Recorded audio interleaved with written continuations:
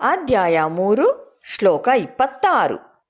ನ ಬುದ್ಧಿಭೇದಂ ಜನಯೇತ್ ನ ಬುದ್ಧಿಭೇದಂ ಜನಯೇತ್ ಅಜ್ಞಾನಾಂ ಕರ್ಮಸಂಗಿನಾಂ ಅಜ್ಞಾನಾಂ ಕರ್ಮಸಂಗಿನಾಂ ಜೋಷಯೇತ್ ಸರ್ವಕರ್ಮಾಣಿ ಜೋಷಯೇತ್ ಸರ್ವಕರ್ಮಾಣಿ ವಿದ್ವಾನ್ ಯುಕ್ತ ಸಮಾಚರನ್. ವಿಸರ್ಗ ಆದ ನಂತರ ಸ ಅಕ್ಷರ ಇರೋದ್ರಿಂದ ಯುಕ್ತ ಸಮಾಚರನ್ ಅಂತ ಹೇಳಿದೆ. ಸ ಅಕ್ಷರವನ್ನ ಸ್ಟ್ರೆಸ್ ಮಾಡಿ ಯುಕ್ತ ಸಮಾಚರನ್ ಅಂತ ಹೇಳಬೇಕು. ವಿದ್ವಾನ್ ಯುಕ್ತ ಸಮಾಚರನ್. ಹೇಳಿಕೊಡುವುದನ್ನು ಅನುಸರಿಸಿ. ನ ಬುದ್ಧಿಭೇದಂ ಜನಯೇತ್ ನ ಬುದ್ಧಿಭೇದಂ ಜನಯೇತ್ ಅಜ್ಞಾನಾಂ ಕರ್ಮಸಂಗಿನಾಂ ಅಜ್ಞಾನಾಂ ಕರ್ಮಸಂಗಿನಾಂ ಜೋಷಯೇತ್ ಸರ್ವಕರ್ಮಾಣಿ ಜೋಷಯೇತ್ ಸರ್ವಕರ್ಮಾಣಿ ವಿದ್ವಾನ್ ಯುಕ್ತ ಸಮಾಚರಲ್ ವಿದ್ವಾನ್ ಯುಕ್ತ ಸಮಾಚರಲ್. ಪೂರ್ಣ ಶ್ಲೋಕವನ್ನು ಅಭ್ಯಾಸ ಮಾಡೋಣ. ನ ಬುದ್ಧಿಭೇದಂ ಜನಯೇತ್ ಅಜ್ಞಾನಾಂ ಕರ್ಮಸಂಗಿನಾಂ ಜೋಷಯೇತ್ ಸರ್ವಕರ್ಮಾಣಿ ವಿದ್ವಾನ್ ಯುಕ್ತ ಸಮಾಚರನ್.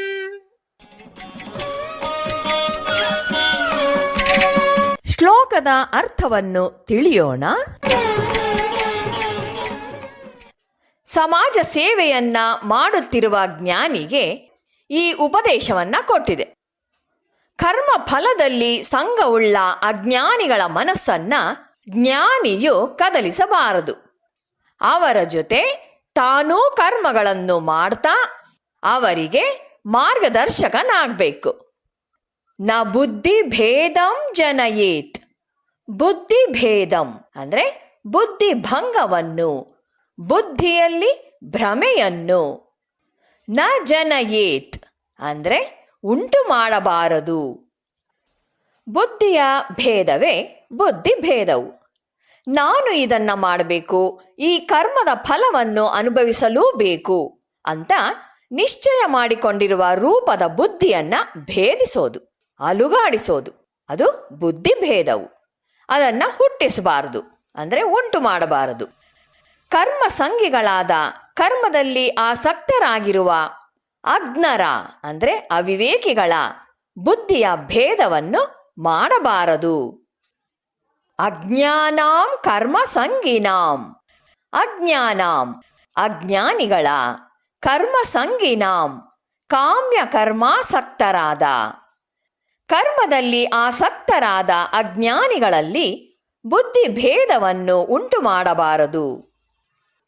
ತಿಳಿದವನಾದ ಜ್ಞಾನಿಯು ಆಸಕ್ತನಾಗಿ ಕೆಲಸ ಮಾಡುವಾಗ ಫಲಾಸಕ್ತಿಯಿಂದ ಕೆಲಸ ಮಾಡುವ ಜನರನ್ನ ನೋಡಿ ಹೀಯಾಳಿಸಬಾರದು, ಅವರನ್ನ ತಮಾಷೆ ಮಾಡಬಾರದು.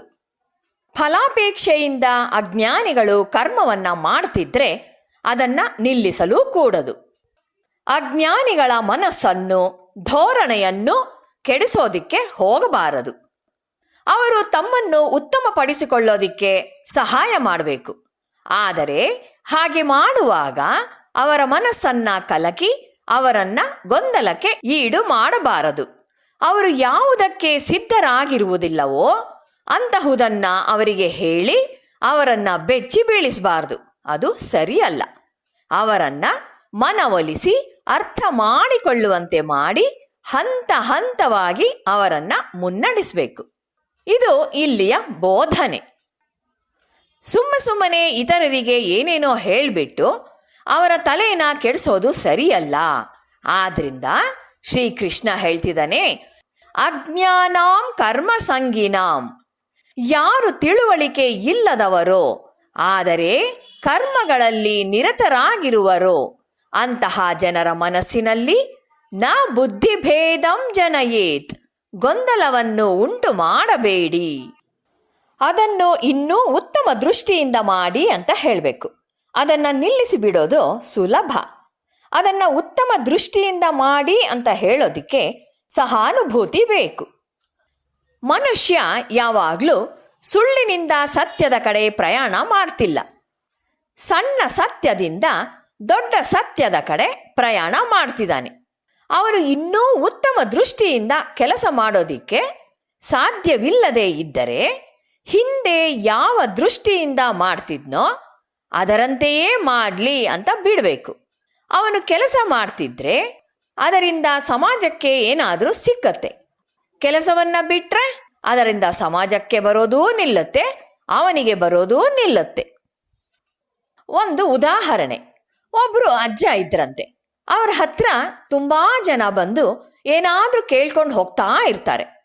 ಅವ್ರ ಹತ್ರ ಯಾರು ಬಂದ್ರು ಅವ್ರಿಗೆಲ್ಲ ಅಜ್ಜ ಹೀಗೆ ಹೇಳ್ತಿದ್ರಂತೆ, ನೀವೇನ್ ಮಾಡ್ತಿದ್ದೀರೋ ಅದೇ ಮಾಡಿ ಅಂತ ಹೇಳ್ತಿದ್ರಂತೆ. ಬಂದ ಜನ ನಾನು ದಿನ 1 ಗಂಟೆ ಜಪ ಮಾಡ್ತೀನಿ ಅಂದ್ರೆ ಅದೇ ಕರೆಕ್ಟು, ಅದೇ ಮಾಡಿ ಅಂತ ಹೇಳ್ತಿದ್ರಂತೆ. ಮತ್ತೊಬ್ಬರು ದಿನ ನಾನು ಪ್ರಾಣಾಯಾಮ ಮಾಡ್ತೀನಿ ಅಂದ್ರೆ ಅದೇ ಕರೆಕ್ಟು, ಅದೇ ಮಾಡಿ ಅಂತ ಹೇಳ್ತಿದ್ರಂತೆ. ಇನ್ನೊಬ್ರು ನಾನು ದಿನಾ ಪೂಜೆ ಮಾಡ್ತೀನಿ ಅಂದ್ರೆ ಅದೇ ಕರೆಕ್ಟು, ಅದೇ ಮಾಡಿ ಅಂತ ಹೇಳ್ತಿದ್ರಂತೆ. ನಾನು ಧ್ಯಾನ ಮಾಡ್ತೀನಿ ಅಂದ್ರೆ ಅದೇ ಕರೆಕ್ಟು ಅಂತ ಹೇಳ್ತಿದ್ರಂತೆ. ಯಾರ್ಯಾರು ಏನೇನು ಮಾಡ್ತಿದ್ರೋ ಅದನ್ನೇ ಕಂಟಿನ್ಯೂ ಮಾಡಿ ಅದೇ ಕರೆಕ್ಟ್ ಅಂತ ಹೇಳ್ತಿದ್ರಂತೆ. ಅವರೆಲ್ಲ ಈಗ ಮಾಡ್ತಾ ಇರುವ ಕರ್ಮಗಳಲ್ಲಿ ಅಶ್ರದ್ಧೆ ಉಂಟು ಮಾಡಬಾರದು ಅಂತ, ಕನ್ಫ್ಯೂಸ್ ಮಾಡಬಾರದು ಅಂತ ಅಜ್ಜ ಮೊದಲಿಗೆ ಹಾಗೆ ಹೇಳ್ತಾ ಇರ್ತಾರೆ. ಏಕೆಂದ್ರೆ ಅವನಿಗೇನೋ ಸ್ವಲ್ಪ ಬುದ್ಧಿ ಇದೆ, ಏನೋ ಮಾಡ್ತಾ ಇದ್ದಾನೆ, ಅದನ್ನು ಕನ್ಫ್ಯೂಸ್ ಮಾಡಬಾರ್ದು. ಅವನಿಗಿನ್ನೂ ಲೋಕ ಸಂಗ್ರಹದ ಬುದ್ಧಿ ಇನ್ನೂ ಬಂದಿಲ್ಲ, ಅವನಿಗೋಸ್ಕರವಾದರೂ ಕೆಲಸ ಮಾಡ್ತಾ ಇದ್ದಾನೆ. ಅವನಿಗೆ ಕನ್ಫ್ಯೂಸ್ ಮಾಡಿದರೆ ಮಾಡ್ತಾ ಇರೋ ಕೆಲಸನೂ ಬಿಟ್ಟು ಬಿಡ್ತಾನೆ ಅಂತ. ಅದಕ್ಕಾಗಿ ಉದಾಹರಣೆಗೆ ಅವನು ಪೂಜೆ ಮಾಡ್ತಾ ಇರ್ತಾನೆ, ಲೇಜಿ ಆಗಿಲ್ಲ. ಪೂಜೆ ಏನಕ್ಕೆ ಮಾಡ್ತಿದ್ದಾನೆ? ಏನನ್ನಾದರೂ ಪಡೀಬಹುದು ಅಂತ. ಅದಾದರೂ ಮಾಡ್ಕೊಂಡಿರ್ಲಿ, ಗೊಂದಲಗೊಳಿಸೋದು ಬೇಡ ಅಂತ ಮೊದಲೇ ಏನು ಹೇಳ್ತಾ ಇರಲಿಲ್ಲ. ಅಜ್ಜನಿಗೆ ಗೊತ್ತು ಅವರೆಲ್ಲರೂ ಮಾಡ್ತಾ ಇರೋದು ಅದೇನು ದೊಡ್ಡದಲ್ಲ ಅಂತ. ಆ ನಂತರ ಅಜ್ಜ ಅವರಿಗೆಲ್ಲ ನಿಧಾನಕ್ಕೆ ಲೋಕ ಸಂಗ್ರಹದ ಬಗ್ಗೆ ನಾಲೆಡ್ಜ್ ಕೊಡ್ತಾ ಇದ್ರಂತೆ. ಫಲಾಸಕ್ತಿಗೆ ಅಟ್ಯಾಚ್ ಆಗಬೇಡಿ, ದೇಣಿಗೆಯನ್ನ ನೀಡಿ, ಹೀಗೆ ಸೇವಾ ಮನೋಭಾವ ಬೆಳೆಸ್ಕೊಳ್ಳೋದಿಕ್ಕೆ ಚಿಕ್ಕ ಚಿಕ್ಕ ಸಲಹೆಗಳನ್ನ ನಿಧಾನಕ್ಕೆ ಕೊಡ್ತಾ ಹೋದ್ರಂತೆ.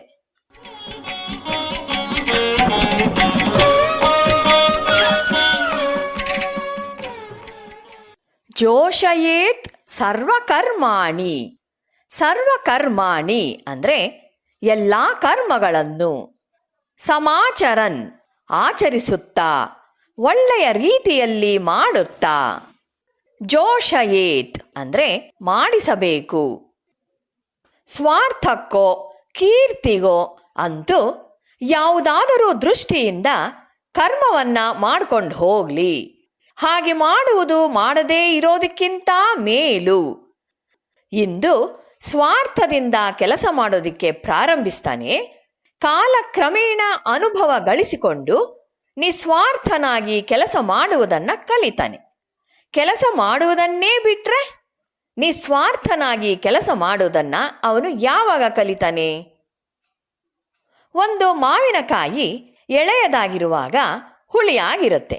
ಅದು ಮಾಗುತ್ತಾ ಮಾಗುತ್ತಾ ಬಂದ್ರೆ ಕ್ರಮೇಣ ಆ ಹುಳಿಯೆಲ್ಲ ಹೋಗಿ ಸಿಹಿಯಾಗತ್ತೆ. ಈಗ ಇದ್ದ ಹುಳಿಯೇ ಕಾಲಕ್ರಮೇಣ ಸಿಹಿಯಾಗಬೇಕಾದ್ರೆ. ಶ್ರೀರಾಮಕೃಷ್ಣರು ಹೀಗೆ ಹೇಳ್ತಿದ್ರು, ಒಂದೇ ಸತ್ಯವನ್ನು ಎಲ್ಲರಿಗೂ ಹೇಳಬೇಕಾಗಿ ಬಂದರೂ ವ್ಯಕ್ತಿಗೆ ತಕ್ಕಂತೆ ಅದನ್ನ ಬದಲಾಯಿಸಿಕೊಡ್ಬೇಕು ಅಂತ. ಉದಾಹರಣೆಗೆ, ಹಾಲು ಎಲ್ಲರಿಗೂ ಬೇಕು, ಆದರೆ ಅದನ್ನು ಒಂದೇ ರೀತಿ ಎಲ್ಲರಿಗೂ ಕೊಡೋದಿಕ್ಕೆ ಆಗೋದಿಲ್ಲ. ಅವರವರ ಪ್ರಕೃತಿಗೆ ಅನುಸಾರವಾಗಿ ಅದನ್ನ ಕೊಡಬೇಕು ಅಂತ ಹೇಳ್ತಿದ್ರು. ಎಳೆಯ ಮಗುವಿಗೆ ಹಾಲಿಗೆ ನೀರು ಹಾಕಿ ಕೊಡಬೇಕು. ಪೈಲ್ವಾನ್ ಹಾಲನ್ನ ಇಂಗಿಸಿ ಬಾಸುಂದಿ ಮಾಡಿ ತೆಗೆದುಕೊಳ್ತಾನೆ. ಟೈಫಾಯ್ಡ್ ರೋಗಿಗೆ ಹಾಲನ್ನ ಒಡೆದು ಗಟ್ಟಿಯ ಭಾಗವನ್ನ ಬಿಟ್ಟು ನೀರಿನ ಭಾಗವನ್ನ ಕೊಡ್ತಾರೆ. ಅಂತೂ ಹಾಲಿನ ಅಂಶ ರೋಗಿಗೆ ಸೇರಬೇಕು, ಆಗಲೇ ಅವನಿಗೆ ಶಕ್ತಿ ಬರಬೇಕಾದ್ರೆ ಅಂತ ಹೇಳ್ತಿದ್ರು. ಶ್ರೀಕೃಷ್ಣ ಅರ್ಜುನನಿಗೆ ಯುದ್ಧವನ್ನ ಹಲವು ದೃಷ್ಟಿಕೋನಗಳಿಂದ ಮಾಡು ಅಂತ ಹೇಳ್ತಿದ್ದಾನೆ. ಒಂದು ವೇದಾಂತದ ದೃಷ್ಟಿ, ಅಲ್ಲಿ ಕೊಲ್ಲುವವರಿಲ್ಲ, ಕೊಲ್ಲಿಸಿಕೊಳ್ಳುವವರೂ ಇಲ್ಲ. ಎರಡನೆಯದೇ ಕ್ಷತ್ರಿಯನ ಕರ್ತವ್ಯ ದೃಷ್ಟಿ. ಮೂರನೆಯದು ಲೋಕಾಪವಾದ ದೃಷ್ಟಿ. ಇನ್ನೊಂದು ಕೀರ್ತಿಯ ದೃಷ್ಟಿ. ಇನ್ನೊಂದು ಕೇವಲ ಸ್ವಾರ್ಥದ ದೃಷ್ಟಿ. ಅಂತೂ ಯಾವುದಾದರೂ ಉದ್ದೇಶದಿಂದ ಕೆಲಸ ಮಾಡು ಅಂತ ಹೇಳಬೇಕು. ನಾವು ಮಾಡುವ ಕೆಲಸ ಪ್ರಾರಂಭದಲ್ಲಿ ಸ್ವಾರ್ಥತೆ, ಲಾಭ, ಅಜ್ಞಾನಗಳಿಂದ ಕೂಡಿದ್ದರೂ ಕರ್ಮದ ಒಲೆಯ ಮೇಲೆ ಕಾಯುತ್ತಾ ಕಾಯುತ್ತಾ ಈ ದೋಷಗಳೆಲ್ಲ ಕ್ರಮೇಣ ಹೋಗುತ್ತೆ. ಆದ ಕಾರಣವೇ ಜ್ಞಾನಿ ತನ್ನ ಪಾಲಿಗೆ ಬಂದ ಕರ್ಮವನ್ನ ಮಾಡಬೇಕು. ಅಜ್ಞಾನಿಗೆ ಯಾವುದಾದರೂ ಒಂದು ದೃಷ್ಟಿಯಿಂದ ಕರ್ಮವನ್ನ ಮಾಡುವಂತೆ ಪ್ರೋತ್ಸಾಹ ಕೊಡಬೇಕು. ಆಗಲೇ ಆ ವ್ಯಕ್ತಿಗೆ ಒಳ್ಳೆಯ ದೃಷ್ಟಿಯಿಂದ ಕರ್ಮ ಮಾಡುವ ಸ್ಥಿತಿ ಕ್ರಮೇಣ ಪ್ರಾಪ್ತವಾಗತ್ತೆ. ಸಮಾಜಕ್ಕೂ ಯಾವ ವಿಧವಾದ ನಷ್ಟವೂ ಆಗೋದಿಲ್ಲ. ಇನ್ನೊಬ್ಬರ ಕೈಯಿಂದ ಕರ್ಮಗಳನ್ನು ಮಾಡಿಸಬೇಕಾದ್ರೆ ಬುದ್ಧಿವಾದ ಹೇಳಿದ್ರೆ ಸಾಲದು, ನಾವು ಅವರ ಎದುರಿಗೆ ಮಾಡಬೇಕು. ಆಗ ಅವರು ನಮ್ಮಂತೆ ಮಾಡ್ತಾರೆ. ಸ್ವಾಮಿ ವಿವೇಕಾನಂದರು ಹೀಗೆ ಹೇಳ್ತಿದ್ರು, ಯಾರ ನಂಬಿಕೆಗಳನ್ನೂ ಕದಲಿಸಲು ಪ್ರಯತ್ನಿಸಬೇಡಿ. ನಿಮಗೆ ಸಾಧ್ಯವಾದರೆ ಅವರಿಗೇನಾದರೂ ಉತ್ತಮವಾದದ್ದನ್ನು ಕೊಡಿ. ನಿಮಗೆ ಸಾಧ್ಯವಾಗಬಹುದಾದರೆ ಒಬ್ಬ ಮನುಷ್ಯ ಎಲ್ಲಿ ನಿಂತಿರುವನೋ ಅಲ್ಲಿಯೇ ಅವನನ್ನು ಕೈ ಹಿಡಿದು ಮೇಲಕ್ಕೆತ್ತಿ ಅವನಿಗೆ ಮುನ್ನಡೆ ಸಾಧಿಸಿಕೊಡಿ. ಆದರೆ ಅವನ ಬಳಿ ಈಗಿರುವುದನ್ನು ನಾಶ ಮಾಡಬೇಡಿ ಅಂತ ಹೇಳ್ತಿದ್ರು.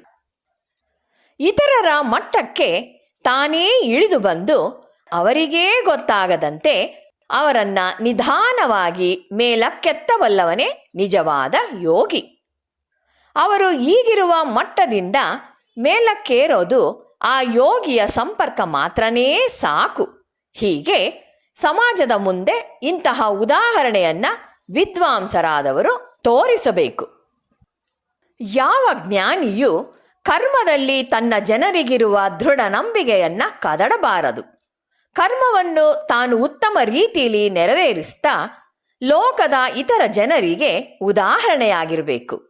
ಹೀಗಿದ್ದಾಗ ಮಾತ್ರ ನಾಡಿನ ಇತರರು ಆತನನ್ನ ಅನುಸರಿಸ್ತಾ ಅವನ ಹೆಜ್ಜೆಯನ್ನ ಅನುಸರಿಸೋದಿಕ್ಕೆ ಕಲಿತಾರೆ. ಹೀಗೆ ಅವರೂ ಸರಿದಾರಿಗೆ ಬರ್ತಾರೆ. ಜ್ಞಾನಿಗಳಿಗೆ ತಿಳುವಳಿಕೆ ನೀಡ್ತಾ ಕೃಷ್ಣ ಈ ವಿಶ್ವ ನಿಯಮವನ್ನ ಘೋಷಿಸ್ತಿದ್ದಾನೆ.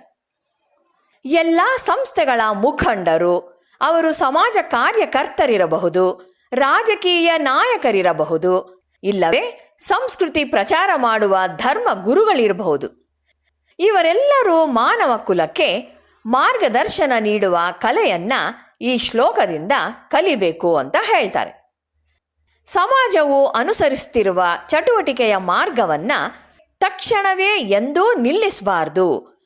ಆದರೆ ಆ ಜನರೊಡನೆ ಬೆರೆತು ನಿಧಾನವಾಗಿ ಅವರನ್ನ ಸರಿಯಾದ ಮಾರ್ಗದಲ್ಲಿ ನಡೆಸಿಕೊಂಡು ಬರಬೇಕು ಅಂತ ಪರಮಾತ್ಮ ಹೇಳ್ತಿದ್ದಾನೆ.